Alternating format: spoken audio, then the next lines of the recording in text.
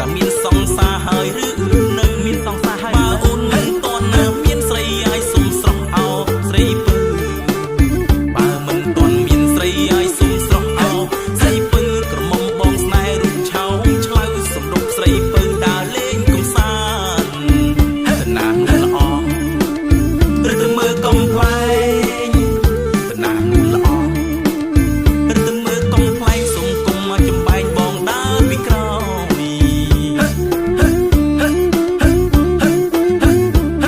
គុំថាបងតាមញ៉ែស្រីឲ្យបងពិនជានៅនេបងពិនកំឡោះស្អាតដាច់គេមិនមែនដូចសัตว์អើយកត់ឡងបើអូនមិនតន់ណាមានស្រីឲ្យសុំផ្ញើនឹងខ្លួនផង